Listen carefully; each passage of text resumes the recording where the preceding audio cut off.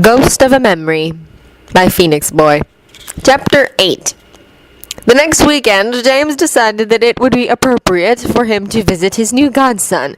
He knew there would be documents to fill in, though none of the specifics, and besides, he wanted to meet this Potter look-alike. That morning, just before 11, he changed from his usual school robes into an emerald green silk dress shirt and smart black slacks. He topped this with an open black robe. Carefully, he stood in front of the mirror and reapplied the concealing makeup on his scar. Turning slightly to check that it wouldn't show up with the light on it, James steadied himself. He looked every inch a respectable young Slytherin gentleman, but there was still something missing. His hair, tied back in the fast and practical way that was about the only thing he could do, was fine for a teacher, but didn't have the same sense of elegance as the rest of his outfit. He freed it and brushed it out. Much better. Moving quickly through to the open fireplace in his living room, he threw in a pinch of flue powder. "Albus Dumbledore's office," he called, stepping in. He felt a tug, like he was being sucked down a huge vacuum cleaner. Then he was spat out unceremoniously sprawled on the headmaster's carpet. He picked himself up, looking regretfully at his now sooty clothes. Why did he insist on having such problems with something he'd seen 6-year-olds manage impeccably? A quick scourgify, and he turned to Albus's desk. The old man was smiling at him, looking as though he was trying very hard to conceal his amusement. "Why couldn't I have taken the stairs?" James muttered. "James, my boy, what can I do for you?" "I was wondering if I could use your flue. Our fireplaces aren't connected, are they?" "Not entirely. You can use them for conversations, but they have been blocked from allowing you to travel through them. Might I ask your destination?"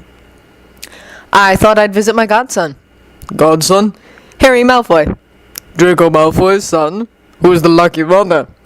"Blaise. Her maiden name was Zabini, I believe."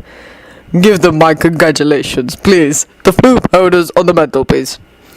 James dug around on the cluttered shelf until he found the pot. "Malfoy Manor," he called, and vanished. He fell out into the entrance hall of the huge Malfoy home. After brushing himself down and straightening his hair again, he pulled the summoning bell for a house elf. One appeared with a pop in front of him. James noted with approval that, though it was wearing the customary pillowcase, it looked new and freshly laundered. A far sight from Dobby's miserable rags. "How may I be helping you, sir?" the house elf said, bowing deeply. "Mr. Evans, to see the Malfoy family." "One moment, sir. I will just locate the master. Yes, if you would follow me, sir. Mr. Malfoy is in the family drawing room." James followed on, attempting to present the image of a confident young pureblood.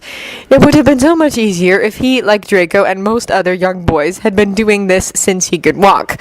His friend had once confessed to having had lessons in how to speak to different people, the 5 types of smiles: patronizing, sucking up, genuine pleasure, the arrogant "you are not worth my notice" sneer, and the "you are privileged to be in my presence" half smile. And many other things, all before he went to Hogwarts. At last they came to a small door.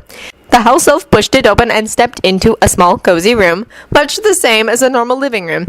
Draco was sitting on the floor playing with a little baby, while a lady, presumably Blaise Malfoy, was sitting reading by the fire. "Mr. Evans, to see you, master."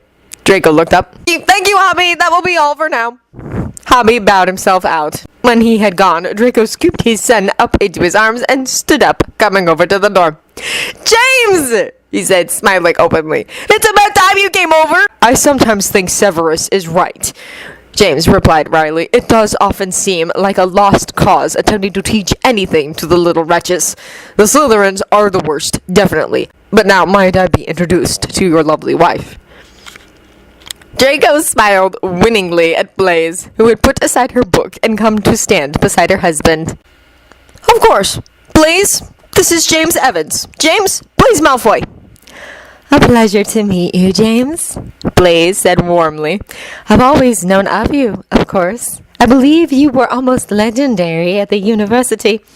"I fear much is an exaggeration, though I can always try to do my best.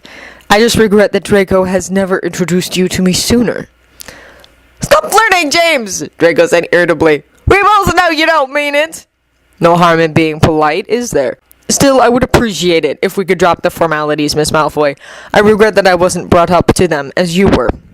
Certainly, but you must call me Blaze. This is little Harry, as I'm sure you guessed. He looks a lot like you, but I think his bones are probably Draco's.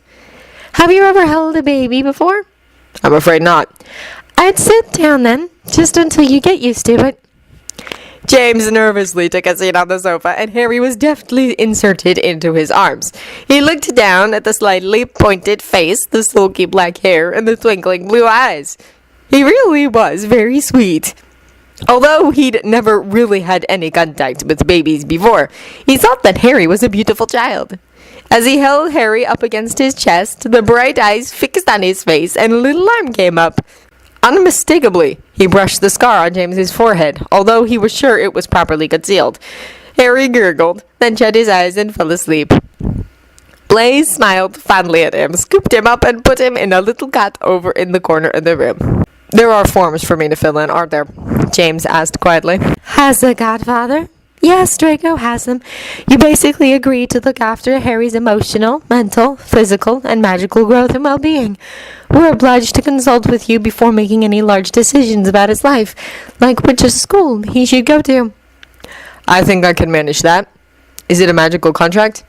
Yes, but completely confidential, Draco reassured him. Although he didn't know the reason, he knew that James was touchy about some things, especially when he needed to write down his full name. As soon as you sign it, it vanishes to a special place in the Ministry archives, and it won't be taken out again unless it's needed. Fine. Where do I sign? Draco produced a roll of parchment and a quill from his desk and indicated the space at the bottom. He quickly stepped away. James skimmed through it and signed his full name, Harry James Evans Potter, in the space. Then he used his wand to make a small cut on his wrist and allowed a drop of blood to fall onto the page just under his name. The parchment rolled itself up and vanished with a quiet plop.